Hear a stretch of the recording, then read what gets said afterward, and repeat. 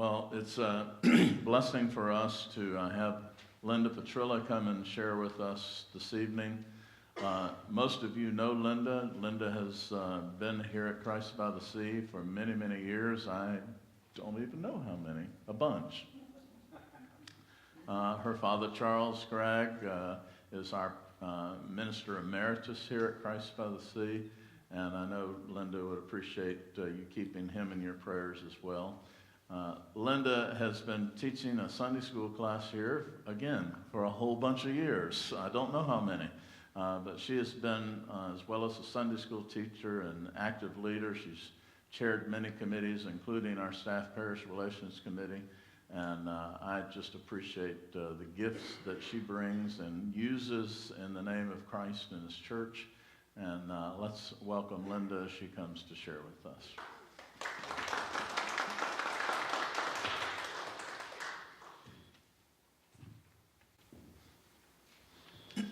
Okay, I think I'm getting prepared.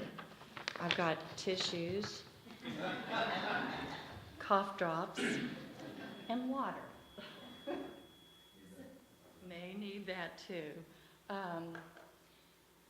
And as you in my Sunday school class know, maybe some of you in church know, it's very easy for me to cry. The joy just springs out of my little fountain inside and leaks out my eyes, so that's why I brought tissues today. But I have a confession to make. When Cliff asked me to come, my immediate response was no. Right? Yes, it was, no. And I told him I probably couldn't rearrange my schedule. Confession, not sure that's really the truth. So, you knew that. Yeah. But afterward, God had a little talk with me. I guess he talks to Mike Pence and me. And he said, this is something I want. Now I'm going to cry. He said, something I want you to do. So I said, really? And he said, yes. So I got back with Cliff and said, I'll do it. And so here I am, getting ready to do it. I don't know if I'll make it through it. How much time do we have? Oh, really? I've got a long life. So, I thought about it. I told my dad, well, I'm going to give my faith story. And he looked at me, he says, faith story? And I said, yes. And I explained to him. He said, well, we call that a testimony. And that's for sure. It's a testimony, a witness of what God has done in my life and through Jesus Christ and the Holy Spirit. And that's the reason I'm here, the purpose I'm here. It's not about me. It's about what God has done, like I said, in my life, through my life, to bring me about, and he's still continuing that work, to who he wants me to be for him. So, my confession having been said, I also have to say, I have been speaking probably in front of groups since I was in elementary school. Seriously. With the little speeches you give and the little plays and everything that you would do, and continuing all the way through till now. And this thing kind of threw me for a loop.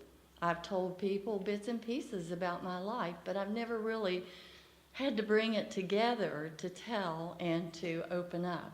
So it was, what do I say? What don't I say? How much do I say? What do I keep back here? And I'm still, I guess, going on about that. But having said that, I grew up in the church. And as Cliff said, my dad is a minister, a Methodist minister, retired now. It took him, I don't know how many times to retire, but he finally did. And I grew up with that foundation. There I go again.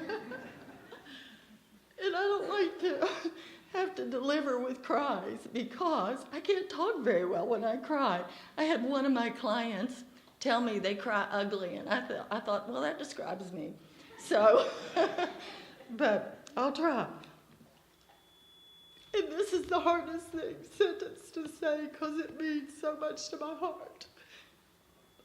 My parents were the most inspirational and influential people in my life. They showed me the love of Christ and the love of God. So I have to give a lot of credit to them. They lived their life that way. And they were so supportive and loving and encouraging. Of course, disciplining too. When I was young, I thought they were a little too strict. Now I definitely appreciate everything that they taught me. And that's where my foundation is, in the church. I literally grew up in the church. The church was my home. The people in the church were my family, and still are. I'm not going to make it. Oh, I know. So, well, I brought a bunch. And then Chris, I'll let her tell you the story. It gives me this before I even come in here and starts crying, and I cry with her. So that wasn't a good start, or maybe it was, Chris. I remember my daughter, when I would be, because songs move me too here in the church. And one of the songs stirred my soul, and I started crying. My daughter tugs at my skirt and says, "What's wrong?" I said, "Nothing." It's the joy of the Lord. She didn't get it at the time. So what I am very comfortable in church, this is what I'm saying, very comfortable. And I believed, I think because my parents believed, because the whole church believed, because it was what I knew. And I know I didn't understand it all, because later I did come to understand it. But that's what I knew, and that's what I did. You know how they say, and most of you I'm sure did this, try to be good. Yes, failed at that at times, but was always trying to be good. So I remember when I was about 13 or 14, and it was one of my dad's sermons, of course, and I compare all preachers to my dad. And so some fall short, some don't. So I was in the pew, and it was a morning service, and I just felt this huge, huge pull. It was very strong. But guess what? It was trying to pull me out of the pew, and I wouldn't go. I thought, I can't go to the altar. I can't do that. You know, my friends are there. Everybody's there. But it was so strong. And I knew the beginnings of the Lord with that. But I didn't really want to answer that at that time. But I definitely knew who he was. Well, the next thing I'm going about my life as usual, as kids do, and busy life, you know, and in school. And I got to say I am a student. I always ask the Lord, give me a book and I'll learn. He doesn't do it that way. He takes me through the valleys and through the experiences, but definitely I learn. So when I was in my master's program, I have to tell you a little bit about that first, though. I got my bachelor's in English, and I really loved English. And so I had the opportunity when I went for my master's the very first semester to teach, to be a teaching assistant, because I thought, you know, I think I'd like to teach in college. Well, after that first semester, I knew I did not want to teach in college. That was definitely not my calling. So the next semester I set out, and I actually worked as a secretary at the college there at the university. And I happened to run into somebody I knew from one of the other churches we had been in at the time. And he told me about this wonderful program in counseling and that the government was giving stipends.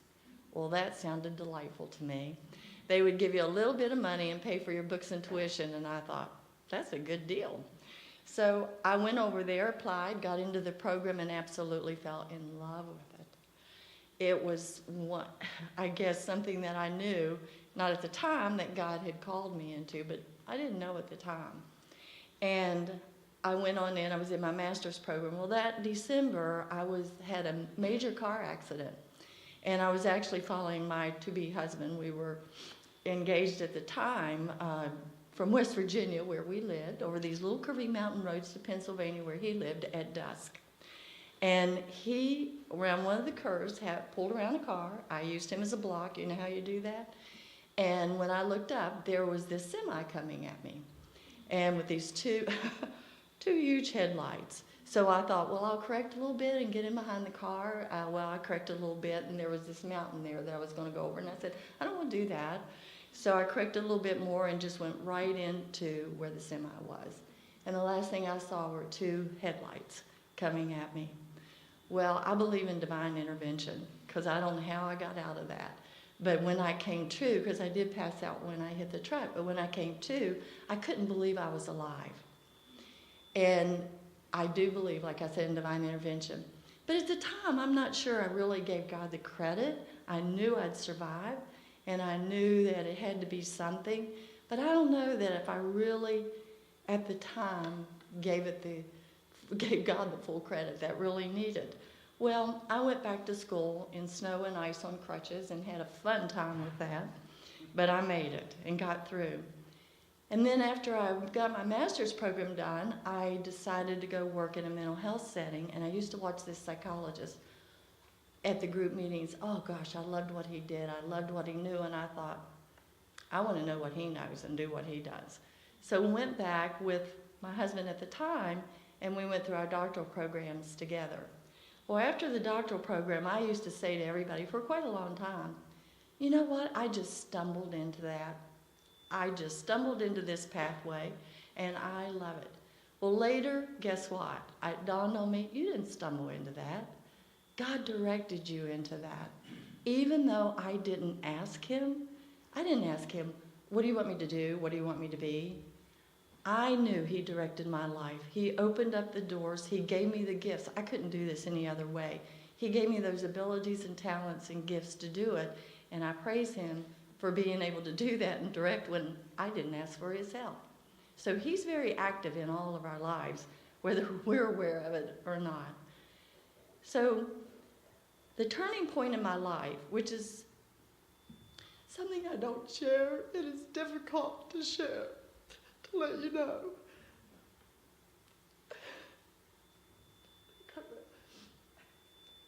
Was when I really surrendered my life to God. And I mean really surrendered, knowing he was the one for everything. Was my first marriage. Because it was an abusive marriage. And God helped me come through that marriage. After almost 18 years, we had a daughter together. And he was likewise, he was emotionally, verbally abusive, and some physical. He was emotionally, verbally abusive to my daughter too. And I protected and did as much as I could, but I realized I had to do something. We both had to leave. Divorce was never a thought in my mind, an option, never anything, because I wanted the marriage my parents had. And I knew at that time something had to be done, but I had to get over my fear. I had grown up in a home where there was love. There wasn't really any yelling, screaming, violence, anger, rage, other than maybe a stern voice. But it wasn't there, and I didn't know at first how to handle this. And like everybody else, I took the responsibility, happened to be a very responsible person, my fault, and I took it on. But I realized after a while, no, I couldn't continue. So at that time, I started reading my Bible quite a bit. And I would actually go into a little bathroom at night and read it, where I could be alone to do that. And so God helped me get over my fear. It's the only way I was able to get out of that marriage. And because there's no fear in God, and so I was able to come out of that marriage. And then I had some lessons to learn. The lessons of just because something doesn't seem right or fair or just doesn't mean I have to continue to battle with it. And the bigger lesson was forgiveness, which I made a full study on. Of course, I got my books to find out what forgiveness was about. But I learned to forgive. And I'm so glad, because that's healing for me and for others too. But again, very, very supportive. My parents have always been there for me, always supported me no matter what. And so God was very supportive too with me on that. So that was very meaningful. And actually coming out of that marriage, believe it or not, I mean, we had good times, we had bad times. And, but it felt like freedom. It felt like breaking the chains, the bonds of chains. And it was such a freedom to be able to be me, because I lost myself in that marriage, and I compromised myself in that marriage. And so I learned a tremendous amount. And what he gave me from that experience was to be able to help others. Because I've dealt a tremendous amount with people who've been abused in relationships, whether it's marriage, whether it's childhood, or whenever. And I am thankful and grateful for what I came through, because I can relate and I can help people who come to me. And I know there's hope. I know they can see another way in their life and have that opportunity. So that's interesting. I'm very thankful for that. Well, guess what? I tried it again. Marriage, that is. Because I really believe in marriage. And we left Vero because his practice was in Pensacola. And we were there for a year, and then we moved, where he got another job, to the Keys, Marathon. Well, what an experience. God takes me through so many life, like he does all of you, life experiences. And another wonderful experience, but quite trying, I said, I have never had so much spiritual growth in such a hedonistic place. It was amazing. But something interesting happened there, too. Tell you about this. I got these little teeny stories. How much time do I have? When I was in Pensacola and there was like a little engagement party, and how you invite everybody and friends and all of that, I went to the grocery store to pick up all the platters that were fixed. And there was this lady at the checkout counter. Oh, she was so smiling and jolly, and she was a rather tall lady and big boned and long dark hair. I remember that. And she had this big smile, and she said, I fixed all those platters for you, and they're going to be really good. I fixed them just special for you. And I said, well, thank you. That's really nice. She said, I hope you enjoy them. I thought we would, and we did. So when we got to Marathon, I'm in the grocery store checking out. The cashier says, do you remember me? And I looked at her, and she says, I fixed your platters for you. And I said, well, you did, and they were delicious. But interesting about her, she kept popping in and out of my life. And she was a Christian. And it was only a Marathon, but she would come at different times. One time, I don't know if you all know rainbow sweepers. Well, I was giving my rainbow sweeper away to this donation place. And I'm getting it out of the trunk of the car, and I hear somebody, hello, hello, can I have that rainbow sweeper? And I turn around, and it's her. She said, I'll buy it from you. And I said, no, that's fine. You can have it. She said, I'm needing some parts. And I said, you take it right away. She said, the Lord bless you. He put you there right at the time I needed you. I said, well, thank you. So, didn't see her again for a while. And then, so we're there in Marathon, and they have this little Methodist church, probably 37 in regular attendance. And there was a minister there, and quite a conflict was beginning to occur. But from the pulpit one time, he said, compared psychologists to sort of like soothsayers and and people who were not on the side of the Lord. I had never heard that before. And it kind of shook me up, because I never looked at myself that way, neither did my dad or my mom. So I thought, you know what?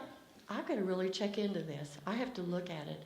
I have to know that what I am doing is from the Lord, and that he's my rock, and that's what I want what comes from me to be from him. And so I read the Bible. That's the best book of all. And I read that, and I came upon two scriptures that were very meaningful, and that I based it on. Romans 12:2 says, don't be conformed to this world, but be transformed by the renewing of your mind, so that you may know the good and perfect will of God. And I thought, absolutely. I am working with people, their minds are vulnerable, but they are being transformed, and God is working through me to help that process. And the other one was in Corinthians, and I always forget if it's 2nd or 1st Corinthians, 10:5, about we don't fight with the weapons of, people here, but we take every thought captive to the obedience of Christ. And those became, for me, two strongholds for me, two rock-solid bases to know that what I was doing was with the help of the Lord and from the Lord, and not just some hocus pocus out there. And I took it very seriously. Well, one summer, we were sailing from the Keys over to Captiva Island, and we broke down in Everglades City, which wasn't too far. But I was very exhausted from having prepared for this big trip and everything, and there were a lot of mosquitoes there. But on the trip, I started feeling a lot of sort of aches and pains, and I thought, oh, it's the boat, the sailboat. But when I got there, I started getting this headache, and I thought it's sinus, it's allergies, not sure what. And my daughter, we had taken a friend, and she was out in the ocean, and she said, come look at the starfish on the bottom. I had a very difficult time getting out there, and I just sort of clung to the little raft that they had, and she said, go down. I said, well, that's okay, just bring them up. Because I didn't know if I'd make it back up or not. Little did I know I was getting meningitis. And by the time we were leaving, and God worked beautifully again in this, because we were going to sail back, and my husband said, I think I'll have so-and-so come and take the boat back, and we'll drive back. And I said, good, because by the time I was walking down that dock, I heard my voice behind me, and it started moving. Things started moving, and my head felt like I've never had such pain in my life. And then I got in the car to drive back, and it was just my head hurting so badly, and I mean worse than badly, and throwing up the whole way. To finally get back to Marathon, get into the emergency room, and they said, have you ever had migraines? I said, never. They sent me home. Well, we were back to the emergency room not too long after that, where they did a spinal tap and diagnosed I had meningitis. And I'm pretty good about handling pain. I could not handle that. I was in a car accident. I had surgery on my knee. I had a baby naturally. This pain was beyond me. And I said, and I remember just saying, oh God, I can't do this. How I know he worked again, divine intervention, is he took me someplace where I didn't hurt. And I was so thankful, but I knew then we're not in control. And that was one of the big lessons that came out then. We're not in control. And I thought to myself, after I came out of it, and I got to tell you a weird experience about that, is I'm lying there in the hospital, and I'm looking up, and it's like I'm looking up out of me, and I see these doctors talking. I can't understand them, and I know they won't be able to understand me if I talk. And I thought, I really love what I'm doing. If I can't communicate, what am I going to do? And I thought, you know what I'll do? I'll learn sign language, and I'll do therapy with the deaf. So I made my mind up what I was going to do. But I came out of it, and I'm so glad I did. But I got to tell you what happened. So when I got back to Marathon, it took a little while to recuperate from that. Guess what? I'm at the gas station, and I hear behind me, you. It's her again. And she says to me, where have you been? And I said, I had meningitis, so I was in the hospital, and then I came back. And she looked at me in the eyes, did not do anything, steadily held her gaze there, and she said, there's a battle going on for your mind. Never forgot those words. Never saw her again either. And I got to tell you, before I went to Marathon, a lady who was a Christian, I didn't know her, we started talking, and she started talking to me about Satan. Guess what? Never paid any attention in my life to Satan. Didn't give him any credibility at all. And I thought, well, that's kind of interesting. And she says, I have a really great book here that I've been reading, and she gave it to me. I read it, and I am so glad because it prepared me for what I encountered in Marathon. I have never heard such stories in my life about how Satan works in people's lives and the evil that can be done. And so I had such an experience there with that because it was happening all around in this hedonistic little place, but in this little church. And for some reason, I was made chair of the Staff Parish Relations Committee again, and we went through 2 years of conflict. And after that 2 years of conflict in this little tiny church, the church split and people left. And one of the people that left was the director of worship ministries, the pianist. And so I saw people rise up. One guy who was an airline pilot came up and played the piano with one finger. And we sang to one finger melody. And then I have never seen, I got to tell you, when he talks about tongues of fire, I have never seen the Spirit so alive and on fire as I did in that little church. And it was wonderful, to tell you the truth. Well, we moved back to Vero after 3.5 years of quite another lesson. And I said, oh God, you brought me back to the promised land. Thank you. I was so grateful to be back. Then we had a decision to make. Do we come back over here at Christ by the Sea or go to First United Methodist Church? And I went to First United Methodist because they had a good youth group. My daughter was in the 8th grade, and I wanted her to have that. So that's where we went. Now, one of the things that was happening there is I got involved again with leadership. I can sit in that pew and they say, do you want to do this or that? And I bet they say that to all of you too. And so I end up chairperson of the church council at that time. I'm trying to think if I did staff periods. Taught many classes, started a Sunday school class, taught a lot of books, that they have, like spiritual gifts and all of that. And then something really, really neat happened there, joyful to me, because I was really asking the Lord, too, about tithing. Well, I don't know if I was asking him as much again as he led me, because I thought I did quite well giving the amount I gave. I was kind of proud of it. And then one day, the Lord talked to me, and he said, you need to tithe. I got to tell you, I could have done a happy dance. I was so joyful and excited. Can you believe that, to give money? I was so excited that I heard from the Lord that you're to tithe. And you're to tithe the 10%. And I said, 10% on what? Gross or net? And then he gave me another answer. He said, didn't I tell you to bring the first fruits into my storehouse? I said, I got it. But I was thrilled. And another thing I was thrilled about, and these are the times the Lord just speaks and moves. And there was this young lady who was going to go into the ministry. And I remember her getting up and speaking. And she didn't have the money, but she knew the Lord would come through. Well, the Lord placed it on my heart to send her money every month.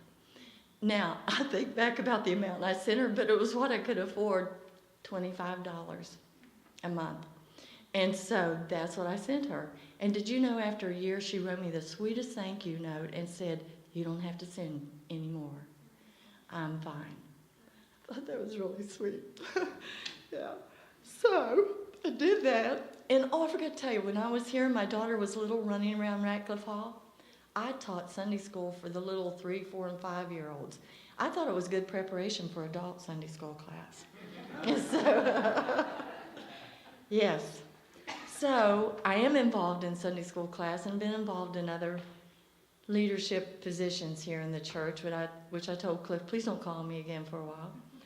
And Sunday school enriches my heart. I love the class.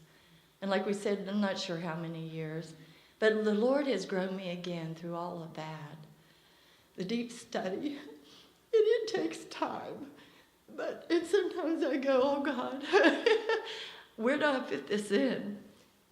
But he does it, and I do it. And the class is so rewarding, and they're so beautiful, so harmonious. I love them, their family. So, I guess I'm getting close to the end. I've had a lot of experiences. It's not the end of my life, because I know God has many more, and I'm always saying to him, give me a book. But he takes me through, and I learned so much, but the best book is the Bible. And it's taught me a lot. But I love it. I even love the Old Testament. I'm a little strange in that way. But in the New Testament, it just guides on through. And now balancing work and taking care of my dad. He's been such a blessing in my life. And before I came here, I told him I was going to get my faith story, and he said, Linda, I'll be praying for you. You'll do fine. Which, like I said, he's always been there for me. My mother, too. Tell you one little thing. When my mother passed away, he asked me to come here and go to church with him, and that's why I'm here. Because I came over here, and I'm glad I did. But when we had her service here, and we went up to West Virginia to have a memorial service where family and friends could attend, and one of his preacher friends gave a eulogy, and he said, just as my dad was called into the ministry, which he was, my mother was called to be a preacher's wife, and she was. And I look at preachers' wives and use her as a standard too. But I've got to say my foundation started early. God's growth in my life has been continual, and I am grateful to him for what he does in my life, through my life, to help others in the experiences, and there have been many more, I had to keep it short, that he has given me, that I can use what he's given me to help others. And I didn't really want to do this in the beginning. You probably sensed that in my no. But God had other plans, like he always does, for you and for me. Do I do an altar call now? No. Thank you for listening. Thank you for allowing me to share my story. And I didn't even need my water, but I did need the tissues. Yeah.